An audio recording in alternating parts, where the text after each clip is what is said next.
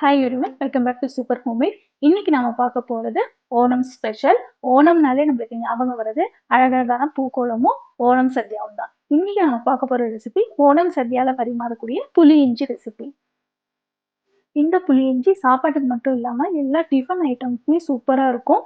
இந்த புளி இஞ்சி ரெசிபி எப்படி செய்யுதுன்னு இப்ப பார்க்கலாம். ரெசிபியை பார்க்கறதுக்கு முன்னாடி நம்ம சேனலை சப்ஸ்கிரைப் பண்ணாதவங்க சப்ஸ்கிரைப் பண்ணிக்கோங்க, பெல் பட்டனையும் ப்ரெஸ் பண்ணிக்கோங்க.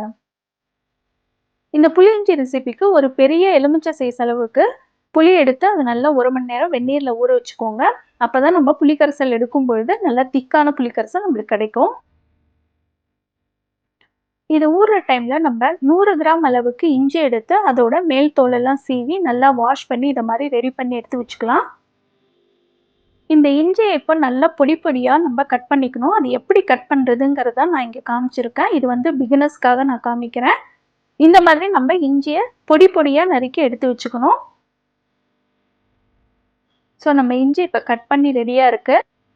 இப்போ ஒரு 6 பச்சை மிளகாய் எடுத்துக்கோங்க, கொஞ்சம் பெருங்காயம் எடுத்துக்கணும், கொஞ்சமா ரெட் சில்லி பவுடர் எடுத்துக்கோங்க, கொஞ்சம் தாளிக்கிறதுக்கு கடுகு, உளுத்தம்பருப்பு, தேவையான அளவு உப்பு, இதெல்லாம் எடுத்து வச்சுக்கணும்.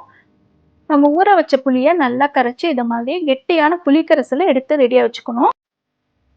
இப்போ அடுப்புல கடாய் வச்சு அதில் கொஞ்சம் தேங்காய் எண்ணெய், கொஞ்சம் சன்ஃப்ளவர் ஆயில் ரெண்டுமே மிக்ஸ் பண்ணி எடுத்துக்கிறேன். எண்ணெய் நல்லா காஞ்சோன்னா கடுகு, பெருங்காயம், உளுத்தம்பருப்பு இது எல்லாத்தையும் போட்டு நல்லா வதக்கிக்கணும். இது நல்லா வதங்கினதுக்கு அப்புறமா பச்சை மிளகாய் போட்டு வதக்கிக்கோங்க. பச்சை மிளகாய் வதங்கினதுக்கு அப்புறமா கொஞ்சமா மஞ்சப்பொடி போட்டு அதை நல்லா வதக்கிக்கணும்.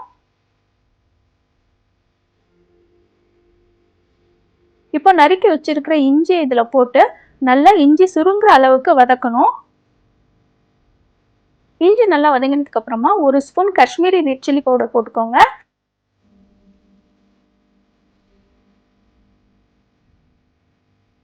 சில்லி பவுடர் போட்டதுக்கு அப்புறம் நல்லா 1 நிமிஷம் அதை வதக்கி விட்டுட்டு தேவையான அளவு உப்பு போட்டுட்டு இப்போ கரைச்சி வச்சிருக்கிற கெட்டியான புளிக்கரைசலை அதில் ஊற்றிடணும்.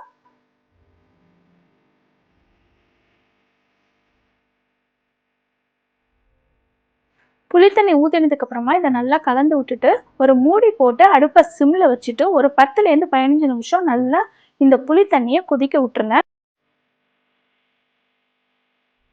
ஒரு 10 நிமிஷம் கழிச்சு நல்லா 2 பெரிய டேபிள் ஸ்பூன் அளவுக்கு இதுல வெல்லத்தை சேர்த்து நல்லா கலரி விட்டு திரும்ப மூடியை போட்டு ஒரு 10 நிமிஷம் நல்லா கொதிக்க விடுங்க. ஒரு 20 நிமிஷம் நல்லா கொதிச்சதுக்கு அப்புறமா இந்த மாதிரி ஒரு திக்கான கன்சிஸ்டன்சிக்கு வந்திருக்கும். இந்த மாதிரி கன்சிஸ்டன்சி வந்தோடனே நம்ம அடுப்பை ஆஃப் பண்ணிடலாம். இதுதான் புளியிஞ்சியோட கரெக்டான பதம். அதாவது ரொம்ப தண்ணியாவும் இருக்கக்கூடாது, ரொம்ப கெட்டியாவும் இருக்கக்கூடாது. இப்ப நம்மளோட ஓணம் சத்யா ஸ்பெஷல் புளியிஞ்சி சூப்பரா ரெடி ஆயிருக்கு. புளிப்பு, திதிப்பு, காரம்னு எல்லா டேஸ்ட்டுமே பர்ஃபெக்டா பிளெண்ட் ஆயிருக்கு. இந்த புளியிஞ்சி நீங்க வீட்டுல செஞ்சு பார்த்துட்டு எப்படி வந்ததுன்னு எனக்கு கமெண்ட்ல சொல்லுங்க. எங்க வீட்டுல இன்னைக்கு டின்னருக்கு சப்பாத்தியும் புளியிஞ்சியும் தான். இந்த ரெசிபி உங்களுக்கு கண்டிப்பா பிடிச்சிருக்குன்னு நினைக்கிறேன். இதே மாதிரி எம்மியான ரெசிபிஸோட உங்களை அடுத்த வீடியோல சந்திக்கிறேன். அது வரைக்கும் பாய், ஹாப்பி ஓணம்.